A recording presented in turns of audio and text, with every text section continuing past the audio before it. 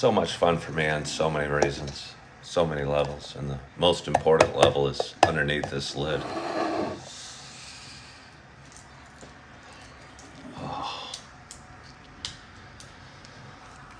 Let's see, where are we gonna go? We're gonna go right about there. We're gonna give myself some space. We're gonna slide this over. We're gonna say hello to AJ3227 who joined, and user who joined. We're gonna maybe do a little twist in my chair. Hello, Angela. Hello, Fred. Oh, thank you, Lord. Gotten out of the habit of stretching first thing in the morning.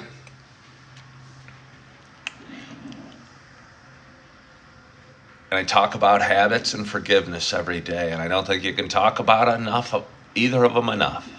It's great to have good habits, but it's even more important to forgive yourself when you fall off the wagon and stop doing whatever good habit you're doing. Because the kinder you are to yourself, the more likely you are to re-engage with whatever habit you're talking about. And let me tell you, I know this from a guy that called himself dumb or silly or stupid or ugly or a failure most of his life. I tell you, you want to get ahead in life, you cannot be talking to yourself like that. So when you realize that you forgot to stretch in the morning, instead of saying to yourself, hey, dummy, you're not stretching like you should be, go, just kind of gotten away from that for a little while. Nice job of noticing that you weren't doing it. Maybe if you throw a couple easy stretches this morning, you'll feel like you're back in the habit. And then next thing you know, I'm stretching again tomorrow morning. But really, besides a few simple stretches, I have not fallen off the wagon on any of my habits. Still working out, still working hard, still doing coffee with Ken, still waking with gratitude every morning and going to church as often as I can and seeing my babies as often as I can and trying to make a little bit of a difference. Hello, John Mira. Hello, 90K. Hello, Roxanne, Adia, George Williams, Diana, Alexis, Purple, Liz, Take, Tyler, Miss Patty, Mark, KLN, AKG, Eric, Tyler. Ooh, Tyler said, good morning. No better way to start the day than coffee with fried eggs on a bagel. Does sound nice. That does sound nice. I'll tell you what, eggs are perhaps underappreciated in dietetic value as well as taste. They're good. I mean, again, when you cook them in butter or bacon grease, but even if you cook them in pan, they taste pretty good. Even when you hard boil them, and then you don't get all that fatty stuff, they're still good. Yeah, they're nice.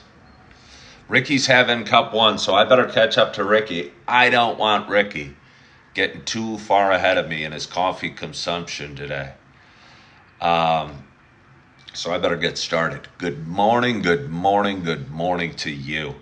My name is Ken Tracy, and this is Coffee with Ken.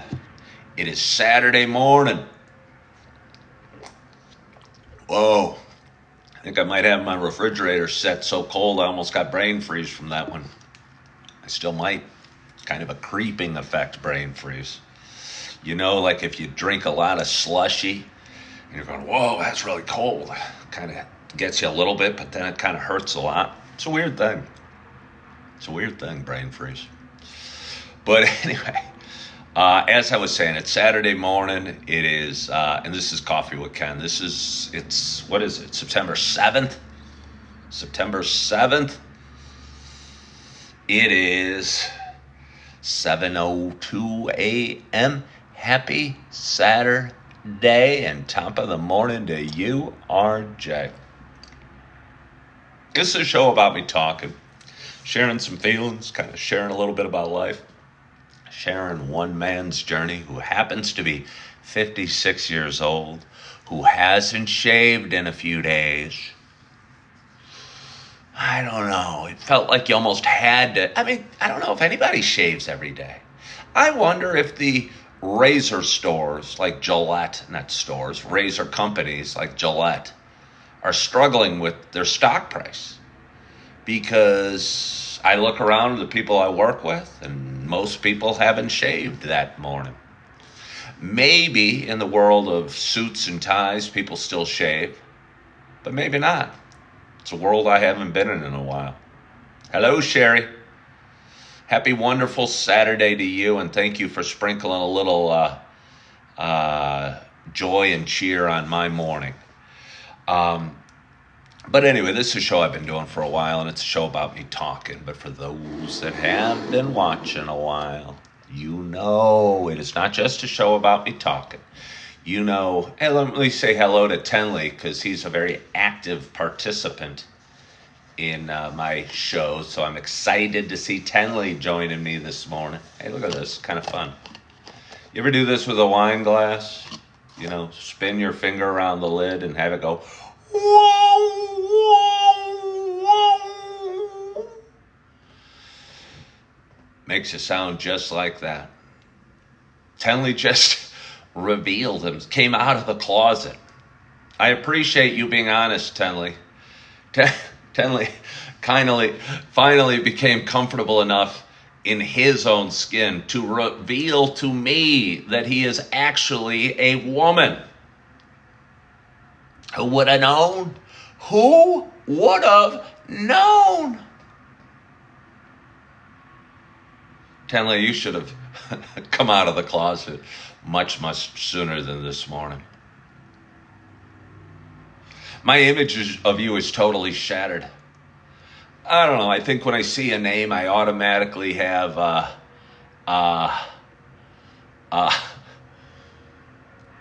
automatically get a picture of what that individual looks like.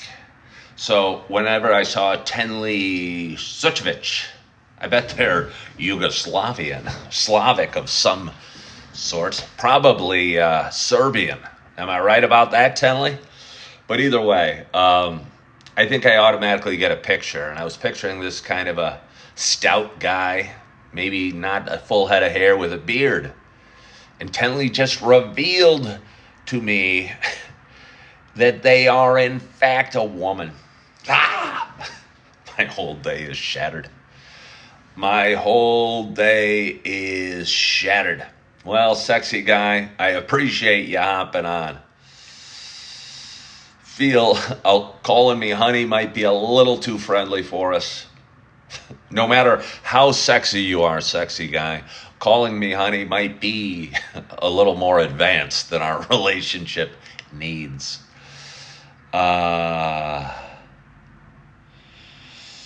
anyway, this isn't just a show about me talking, as I was saying. It's also a show about me sharing my love of coffee. And I got a nice hot cup of coffee in front of me. And my hope is wherever you are, whatever you're doing, that you got a nice hot cup of coffee in front of you as well. Cheers to us.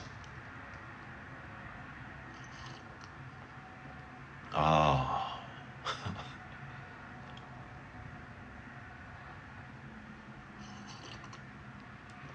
Oh. Wow. Made it a little stronger this morning. It's the pumpkin spice. It's the Starbucks pumpkin spice. I talk about it. You know, I'm not one to measure very closely. I don't even use scoops, RJ. RJ just asked how many scoops. I take the bag and shake it until I determine it enough or not. And yesterday I thought I'd make my coffee a little stronger and was drinking the cinnamon dolce and added a little extra grounds and the flavor. Imagine that. You add more grounds, it's got a bigger flavor. Maybe just dawned on me. I've been drinking coffee for 35 years or so, and I just realized I might like it a little stronger. I always thought I kind of liked it weaker because I thought I could drink more of it then. It kind of watered down. It was healthier because it had more water in it than coffee. Just in the last couple days, I might be doing a 180 or a 360. I'm going to be turning around. Almost as shocking to me as learning that Tenley wasn't a short, stout, thinning hair, bearded man. He was, in fact, a woman, a Bulgarian woman. There's a lot of surprises out there for me today. Hello, Highland. Good morning to you. A lot of surprises for me today. Surprises can be fun. Surprises can be scary. I don't believe there's accidents, and I think things happen for a reason. Sher McDaniel says sometimes our soul needs more coffee added. I think my soul needs more coffee added, and I think my soul will best receive the coffee if I take another sip. I'm turning to the side. I don't know if it's like a medicine commercial or like a Primatine Mist commercial or a Gatorade commercial where they show inside the body the medicine or the Gatorade going down the system. Imagine that you all have X-ray vision and you can see inside me right now and you're watching the coffee enter my mouth and fall down and shoot out up to all my body parts.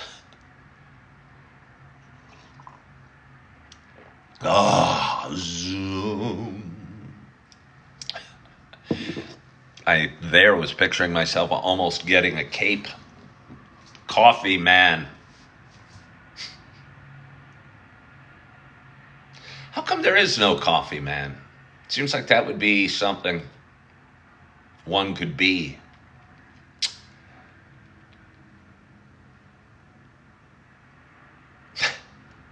Searching for his coffee woman. Walking the Starbucks, the Pete's, the streets of the cities. Going out to Seattle saying, "Hello, I'm Coffee Man. Has anyone seen Coffee Woman? I would like to buy her a cup of coffee." Ricky's had, I don't know if Ricky's a man or a woman, come to think of it. I don't know if Ricky's a man or a woman. I always thought Ricky was a man. But now that I say Ricky's name, Ricky could be a woman. What would be Coffee Man's superpowers? What wouldn't be his superpowers? I mean, invisibility wouldn't be something he's good at. I think of real positive attitude, inability to stay awake for long periods of time, a good work ethic, a perkiness, a friendliness, a willing to do the right thing. Those would be Coffee Man's superpowers.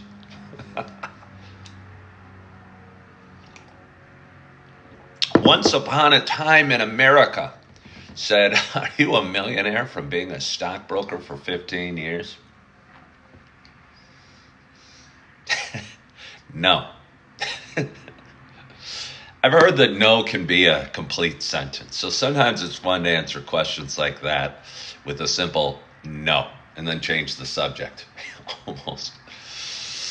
But then other times going, hey, I do a coffee talk show every morning where I talk for, 30 minutes to an hour. And if I answered all your questions with a yes or a no, I might have time or a hard time filling The time, the hour. No. Yes. No. Good. One word answers. No, I'm not a millionaire for my 15 years as a stockbroker. I am not a millionaire. And anyway, I was just, people think, I don't know. People think if you make, I don't know, $500,000 or something like that, that you should have money the rest of your life. And I'll tell you, most people that come into large chunks of money, whether by earning as a stockbroker like I was, or maybe as a professional basketball players or baseball players or whatever, musicians, I think most people, including me, think that money's going to last forever. And because I made $170,000 when I was 24 years old in 1992, that I'm going to keep making that money, and that money's just going to get bigger. So they changed their lifestyle to that of their current earnings, or at least I did, and I'm betting a lot of people do. And drink it away, or gamble it away, or travel it away, or spend it on fancy cars. And it's easy to spend a fair amount of money, especially if you gamble. Especially if you gamble. You know, I probably gambled away 50 grand in 1 year. I don't even know which year, but I'm pretty sure I did. How's life in Naperville? Life in Naperville is awesome, Sandy. It's awesome. The sun is out. It is a Saturday. Farmers market's going to be going on today. I worked last night. I'm working again tonight. I've been working as a waiter for about a month since I came back from Yellowstone National Park, where I worked as a waiter. Went out there, had an opportunity to go out there and have a roof over my head and work as a waiter, which I hadn't done in 10 years. And I rode my scooter to Yellowstone National Park and worked there for 2 months, but I was needed back home. And came back home about a month ago and got a job as a waiter here. And kind of really been enjoying it. Really been enjoying it.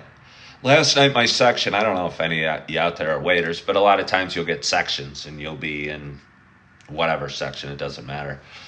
And my section, for whatever reason, wasn't super, super busy, or my table stayed a long time. So I didn't make a ton of money, but I did okay.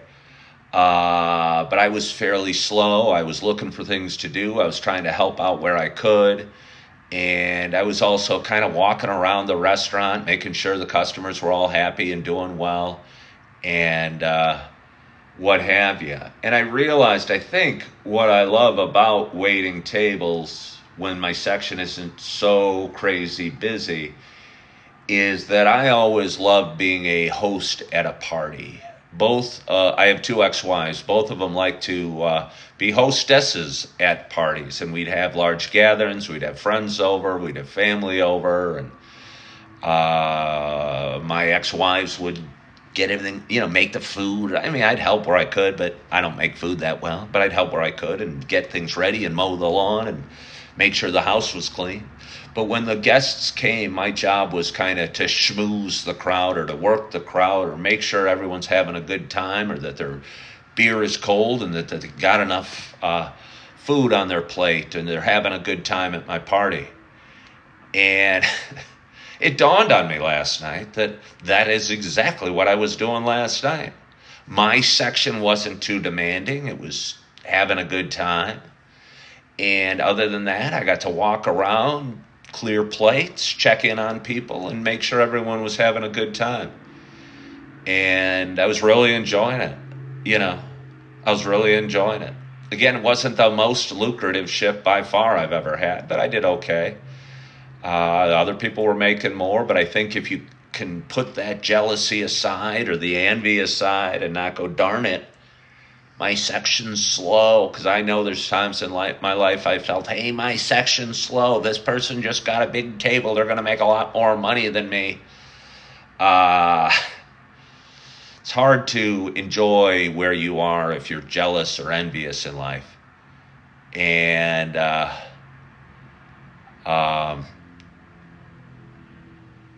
so I put the jealousy and envy and the want for more money and the greed aside and just kind of worked the crowd and took glasses away and asked if anybody had any questions and enjoyed the night. Sally Valla says they're going to a concert at Tenley Park outdoor venue this evening by yourself. Well, way to go, Sally. I think going to a concert by yourself could be a ton of fun, and I hope you have a great time. I hope you're safe. RJ asked if I like charcuterie boards at my parties. What's so fun about that, RJ? My second ex-wife, I didn't know what a charcuterie board was. I did not know what a charcuterie board was, or charcuterie board, I guess it is, and I'd never even heard of it. And my second ex-wife was a little fancier than me, and she thought our party should have a beautiful charcuterie board, and went out and bought some cheeses and salamis and meats and spreads and all sorts of things. And I go, this doesn't impress me. This looks like a lot of expensive stuff on a board. And I told her,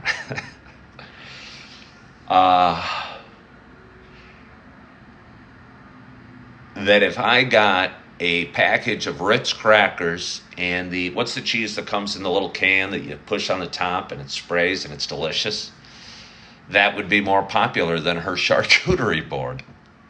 I mean, it wasn't the sweetest thing, but again, I'm not a huge foodie. I'm a simple man with simple tastes. And I'll tell you what, my Ritz crackers with the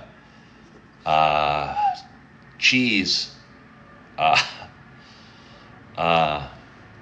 did pretty well. Was a lot cheaper. Certainly wasn't as fancy. Relish tray or antipasto. Good morning, Deacon Tim. Easy cheese, that's what it is, Zolchworks. Thank you, easy cheese. Not Cheese Whiz, easy cheese. I tell you what, that stuff's delicious. It's probably horrible for you, but it's still delicious. A lot of times bad tasting stuff, or great tasting stuff isn't that healthy. I've really been into peaches lately, though. I think they got to be healthy. They grow on trees. Let's have a little more coffee.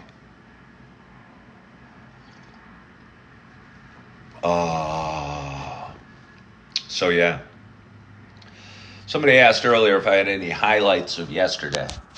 There were periods in my day yesterday I was so excited. I think I can have moments of depressing, sad thoughts and moments of high elation and enthusiasm. And yesterday I was kind of on a high most of the day, and was optimistic and feeling good and had a lot of energy and a lot of enthusiasm. And honestly, I usually do. But yesterday I was almost bubbling over with enthusiasm as a buddy and I were kind of going over what's been going on with social media and kind of brainstorming. Coffee with Ken, to be honest. Talking about possibilities and goals and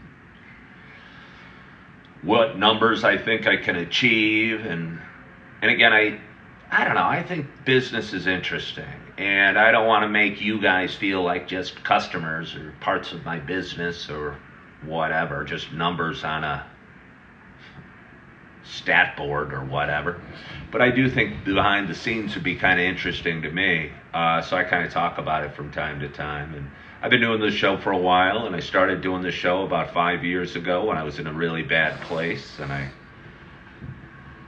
thought instead of being ashamed that I wasn't feeling good or was hurting inside or had a bad negative inner voice, I'd share it. I'd talk about it. And people started watching and connecting and resonating with me.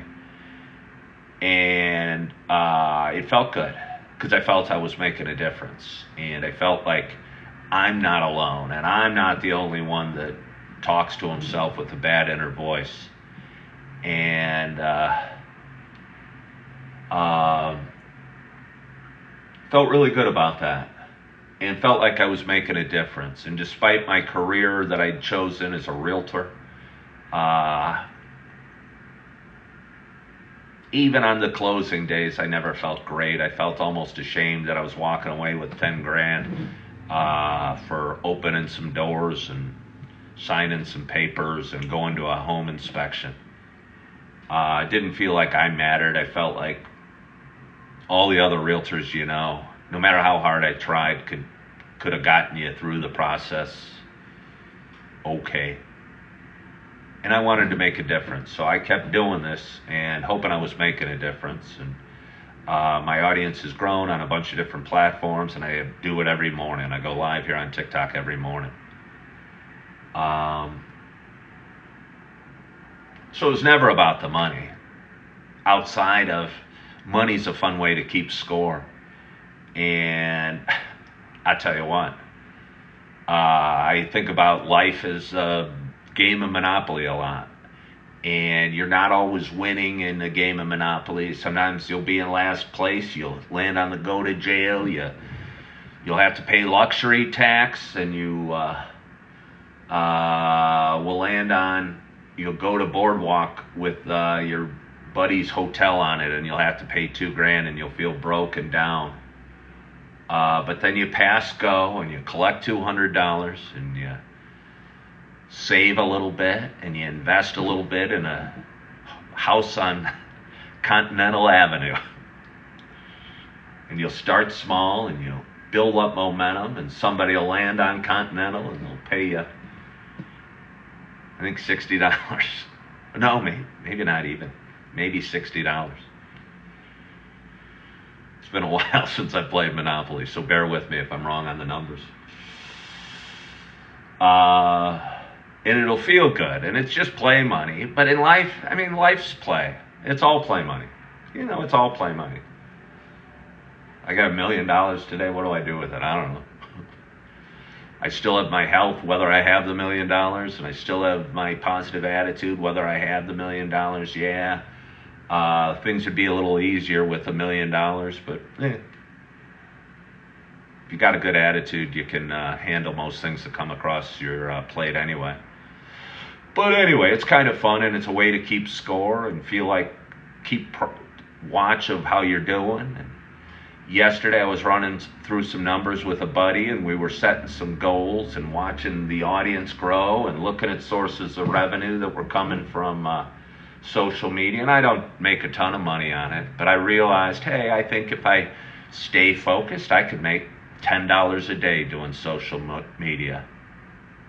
I make $10 a day, I probably can make $300 for September.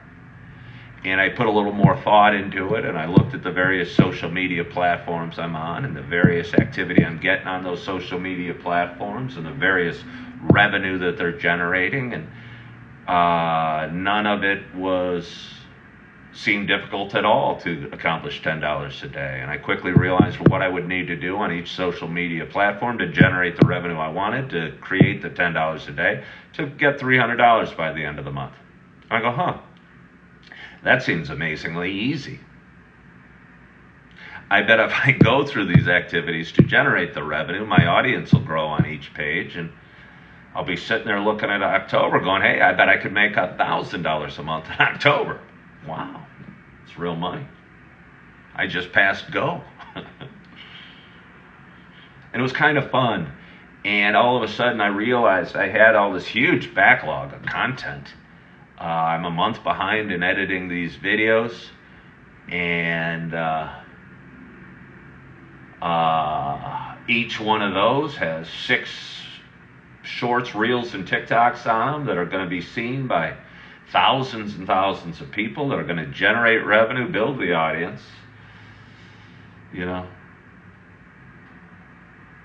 It's going to be fun. It's going to be work. It's going to be work. Yeah.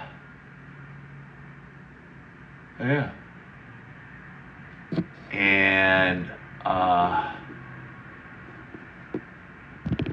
but I realized it wasn't real hard and that I could do it.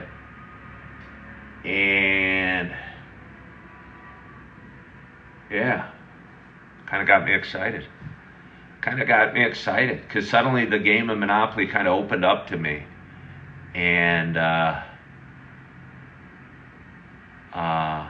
it got me excited. Deacon Tim says, what about pitching Coffee with Ken to venture capitalists? Deacon, I love that question, although I'm going to poo-poo it. I'm not going to pitch Coffee with Ken to anybody. You know how you make real big money, Deacon Tim? Is when the venture capitalists come knocking on your door. When Starbucks comes knocking on my door, or when Ugg Slippers comes knocking on my door, or Pete's Coffee, or the city of Naperville, or what have you. But if I went to a venture capitalist and said, hey, I do a talk show named Coffee with Ken, I need some stake money. Will you give me $50,000? They'll go, well, for $50,000, we'll want 50% of the future revenue. And I'll sell out half my company for 50 grand. You see it on Shark Tank a lot, and yeah, it's a way to boost your business in the short term. But I'm not going to pitch Coffee with Ken to anybody. I don't ask anybody. I don't ask people to watch it. People do. People do.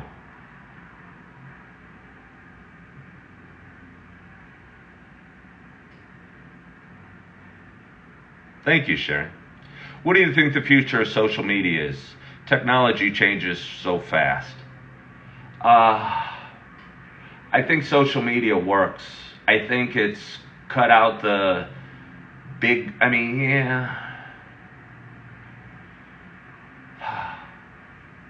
it's cut out, I can be a broadcaster. We can all be broadcasters really easy. I'll have people say, hey, you should go into broadcasting. And it's kind of the same way. I'd have to go knock on NBC's door and say, hello, NBC. People say I've got a good voice. I feel very comfortable talking on the camera. And NBC would go, yeah, we don't care. Here's a mop. Go scrub the bathroom, if I was lucky. And I'd be scrubbing toilets for 5 years. And what social media allows us to do is open up our own channel today. And the more I look at things like that as that, the more opportunity I see. Again, it was just started, Coffee with Ken was started on a whim. And I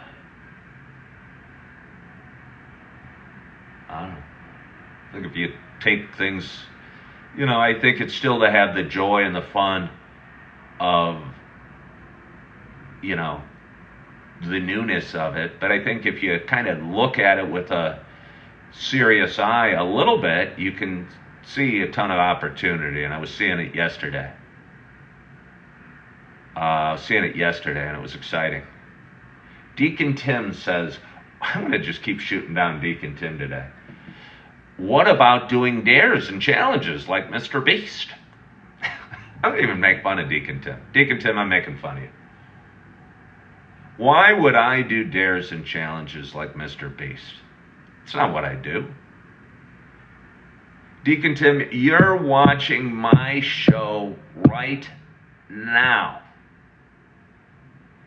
You're watching my show right now doing Coffee with Ken. So many people don't realize what's in front of them. Deacon Tim said, well, that man generates revenue. Michael Jordan generates revenue. Why don't I start playing basketball like Michael Jordan, Deacon Tim? Because it's not what I do. It's not what I do. It's not what brought you guys here. I don't want to do dares and challenges. I think to do it, you got... Mr. Beast liked doing dares and challenges, I'll bet. You gotta follow your passion.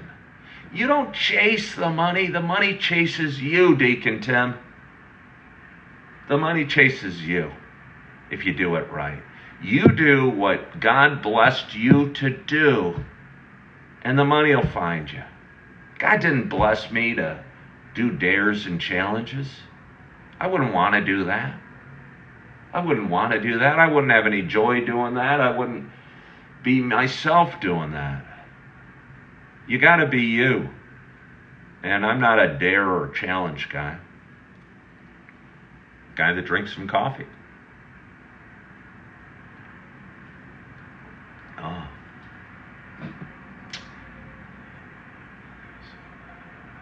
Huh. I'm going to go get a little more coffee. That wasn't that... it's running low. It's not that hot. Oh! Really should do my stretches in the morning. Oh. It's going to be a good day. It is going to be a good day. It is going to be a good day.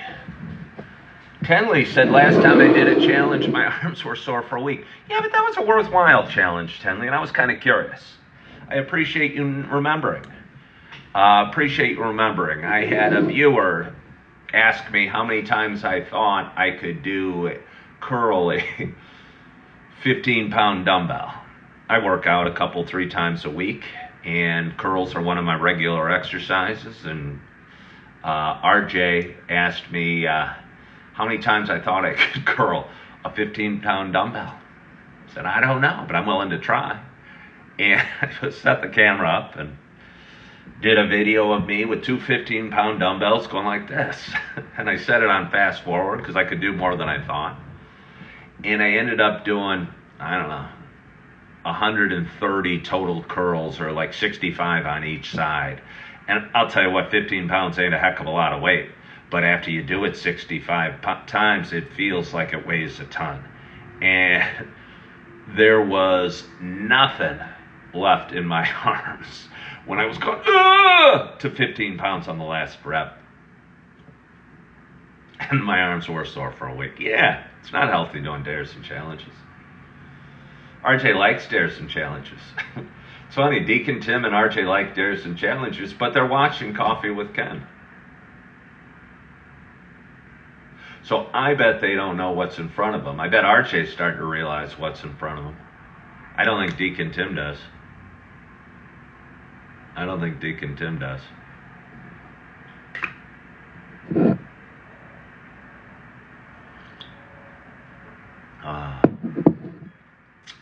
Tad Z wants to know, how much does extended stay cost a month? It's about $2,000. I've been here about 4 weeks. I'm on my 5th week, I think. Came back, didn't have plans, didn't have a huge amount of money for security deposit, didn't even have a job, honestly. Thought I could get a job waiting tables pretty quick. And thought I could get a job fairly quickly. And did. And kind of get my feet under me and getting some consistent work in and revenue generated. And when the time's right, I'll find a new home. But for now, this works pretty well for me. Good morning, Chipbot. Oh. Deacon Tim, are you really a deacon? I find it hard to believe you'd say what you just said if you're really a deacon. Makes me wonder about you.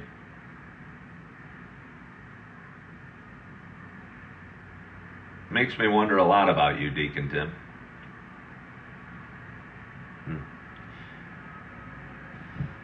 Yeah, he probably is. He probably is. Bye-bye, Deacon Tim.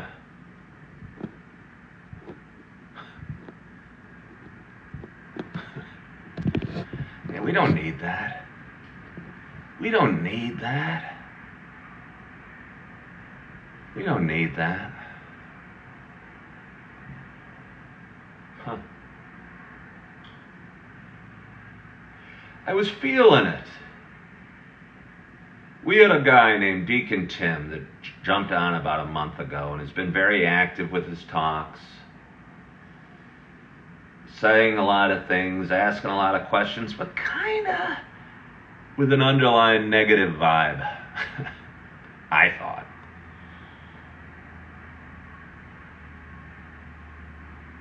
Yeah. And he just said something a deacon wouldn't say.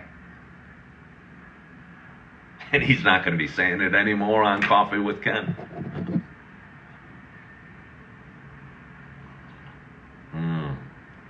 Oh. Well, Chip, I don't know what to say. You're on now. I know what to say. Instead of going, ugh, you missed the beginning of the live, be happy that you're here now. I'm telling you, you go through life like that, and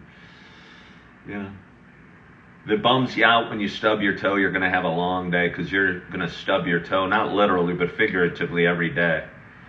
And you're going to be bummed every day, and that's not good. Christine, how's my daughter adjusting to college? She is loving it.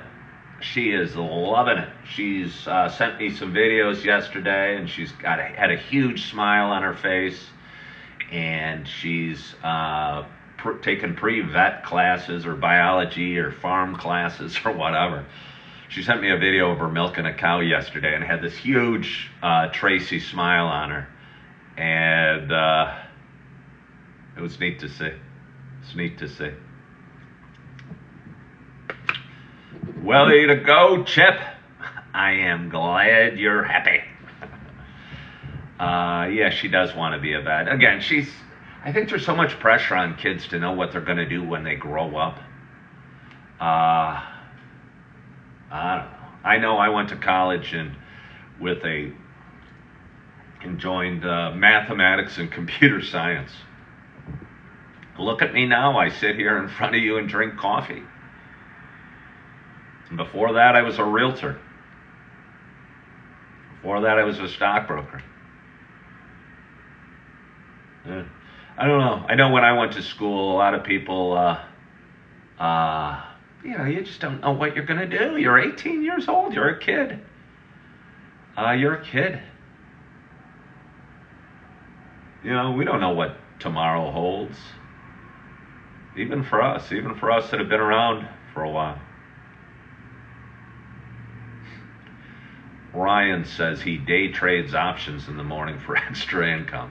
Have I thought about that for extra money? Ryan, it's funny.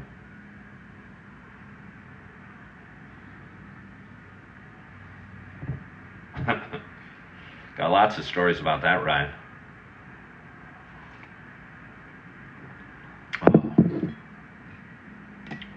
Iowa State at 2 p.m. That's a big one. That's a big one. Any thoughts on how soon the market will change anytime soon? I don't know what's going on with the real estate market. I don't know what's going on with the real estate market. It's strange because prices keep going up and there's not enough homes on the market. And the market's kind of stuck, or almost like constipated, if you will, because everyone that bought a home in the last 15 years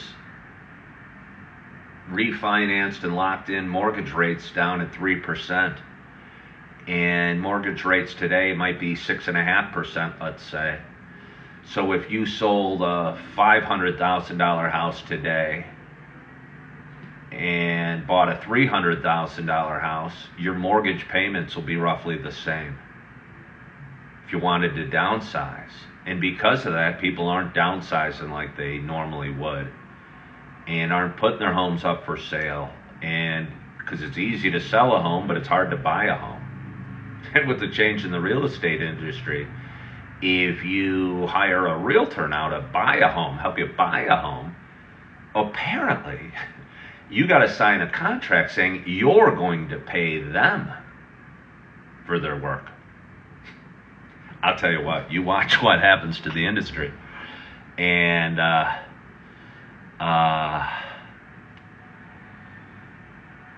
yeah, things are going to change. Things are going to change because I know I'd like to buy a home, but I'm going to be worrying about saving up money for a down payment. I have to worry about saving up money for a down payment and then have to worry about giving a realtor 15 grand to open some doors for me. That's just not going to happen. And yeah.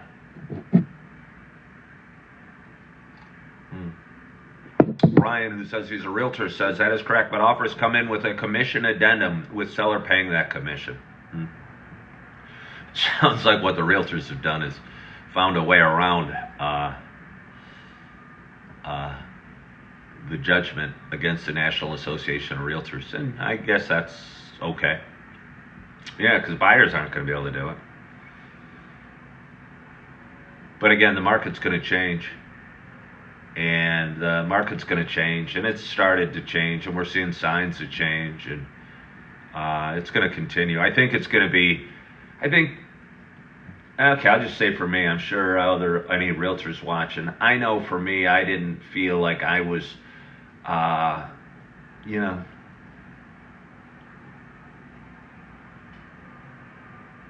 like my customers, yeah, they liked hanging out with me, and they liked me opening the doors, and me laughing with them, and me driving them around or buying them a cup of coffee. But when it came down to buying the home,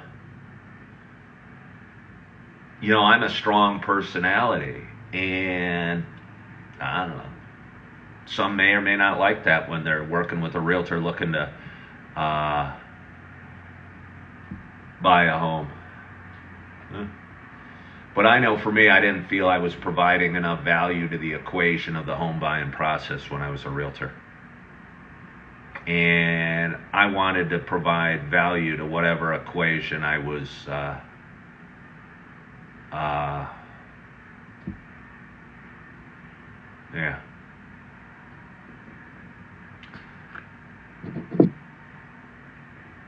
Weebury asked, if Republicans come in office, do I think it will change? I don't know. I don't think the Republicans will come in office. And I'm not saying any political wants of mine. I'm just saying, I think Kamala Harris is going to win.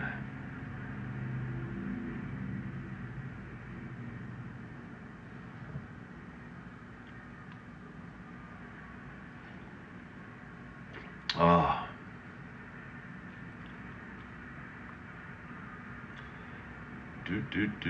Well, Carolina, I certainly worked with sellers. I primarily listed homes as well. I knew that's where it was. Everyone says you got to list to last, and that's true. But occasionally you work with buyers. I don't know. You got a guy that wants you to drive him around for a couple days and buy a home. It's nice. But I know when you list a home, your sign's out in the yard, and people might call your number, and it generates leads. So I know how the business works. But okay, I'll just say as a listing agent, I didn't find I provided enough value either. It didn't matter how many ads I'd put in a paper, how many videos I'd shoot online, and how much social media I did, or how much marketing I did for the home. No matter how much marketing I did for the home, the only difference I was making was really marketing myself. I thought whether the home was listed on the MLS was all that really mattered. And as soon as it got listed on the MLS, it put those pictures and that data out in front of every possible buyer in the world. And the whole key to getting a home sold is getting a listing on the MLS. And yeah.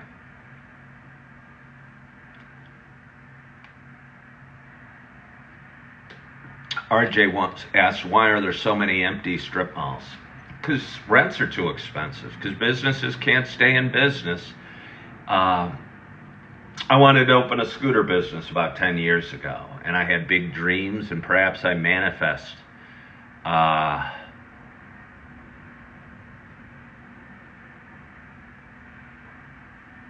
But wanted to open a scooter business and was looking at properties and looking at locations and was excited about it and passionate about it. But then I looked at how much they would cost, and to rent a small space was like $3,000 a month or something like that. I'm making up the numbers. This was 10 years ago.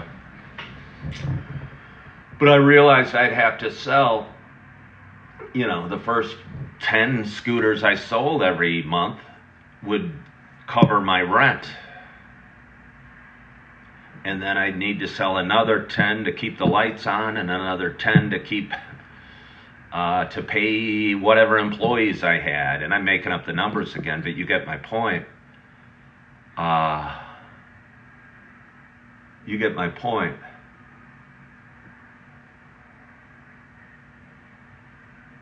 Yeah. Carolina is wanting to engage with me, and I'm going to do it. Carolina says, I do a lot more than just list on the MLS. I guess that's the difference. Carolina, I did a lot more too. I would knock on doors. I would cold call. I would put ads in the paper. I would do open houses. I did a lot more too, but none of that mattered. None of it mattered. It didn't matter how many doors I knocked on or how much cold calling I did or an ad in the paper or anything. What sold the home was pricing it right and having it listed on the MLS. And yeah, I understand why you're saying it, Carolina, but I realized after 17 years, it didn't matter. If you priced it right and it was listed on the MLS, the home was going to sell with multiple offers. I mean, staging, cleaning, prepping, communication, pricing, relationships. I'm not saying it's a fun job, Carolina. Yeah, you just said it's not a fun job. I left it after 17 years. If you don't think it's a fun job, and Carolina, who says she's a realtor, just said it's not a fun job. I agree. Yeah, no, I've cleaned toilets.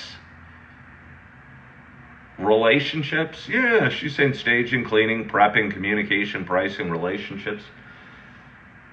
Yeah. Well, I clean toilets.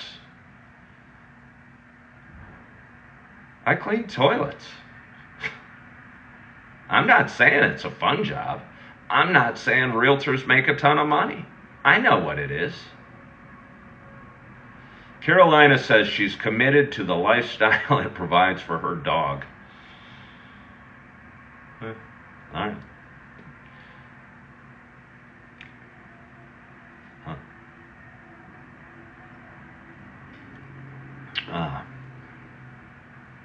Not Original said all jobs have some ick to them. Yeah, they probably do. They probably do. The tough thing about realtor, though, is your job can have a lot of ick and you get no insurance or guaranteed pay. And I'm going to go to work tonight as a waiter, and I'm going to make some money. I know that. And a realtor can go in for weeks or months at a time and not make any money. And, yeah.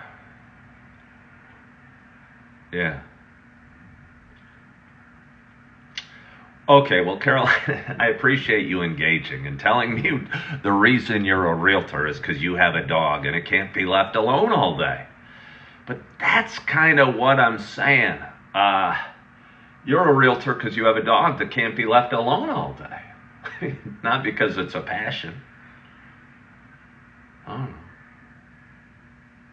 I would suggest you could probably find another job that might feed your soul and allow you to stop by your dog several times a day.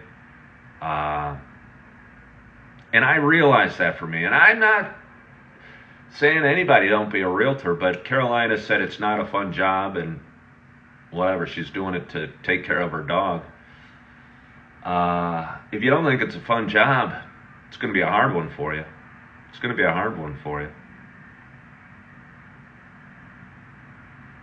Because the one thing I think about it is, it's kind of is a fun job, because half the job is going to parties and socializing and telling people you're a realtor and saying, hey, if you know anyone buying or selling, give me a call, and following up, doing all that sort of thing. What's the busiest night at the restaurant? Saturday night, I'd say. Chicago guy wants to know, can I be a part-time, are you asking if I can be a part-time realtor for side money? I don't want to be a part-time realtor. I didn't want to be a full-time realtor. I don't want to open doors or pay MLS dues or clean toilets at all. It's not that easy of money. I think people think it's such easy money. Chicago guy asked if I could be a part-time realtor for side money. I'll say this in defense of realtors, it's way harder than you think. It's way harder than you think. You don't just go in, open 3 doors, and get paid $20,000. It doesn't work that way. Yeah. Atwood said no job is a fun job. I would argue I had fun last night, Atwood. I was waiting tables. My section wasn't crazy busy, but I was talking to customers that were having a great time, and I think they were enjoying my conversation. I think Coffee with Ken is a job, and although it's work, I enjoy doing this, and I enjoy going live for an hour each morning, and I enjoy posting my videos and watching it grow. And again, I think life itself a lot of times doesn't feel very fun. But life feels a lot more fun when you look at it as a game and something to work at and get better at. And I'm telling you, your job can be fun and life can be fun, and but you got to think of things you're grateful for, and find things you're grateful for. And as soon as you do, life's going to be a whole lot more fun. Drink a little more coffee.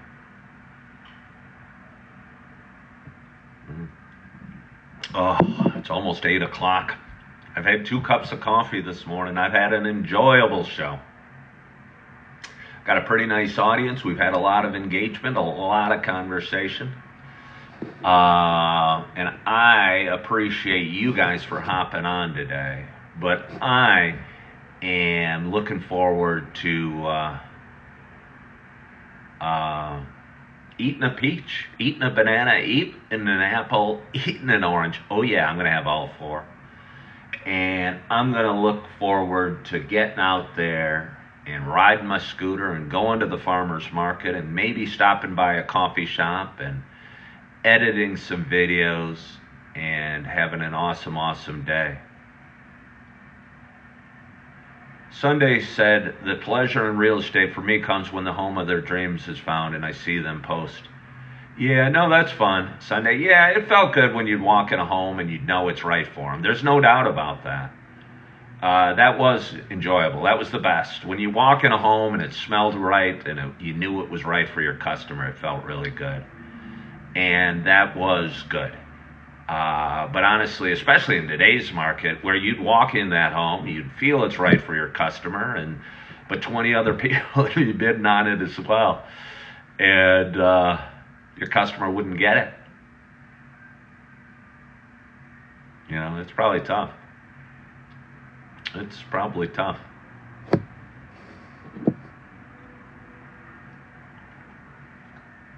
Oh. But anyway, I so appreciate you guys for joining today. I so appreciate you guys for joining today. I'd keep talking, but I don't have any more to say. And again, I got things to do. I got a big day in front of me. And I hope you guys have a wonderful day. And I hope you're excited about your day. And I hope you had a wonderful night's sleep. And I hope you had a wonderful, wonderful week. And I want to thank you so much for joining today. And as always, I hope you are feeling good. I hope you are loving yourself. I hope you're forgiving yourself. And as always, I hope to talk to you soon. Bye-bye.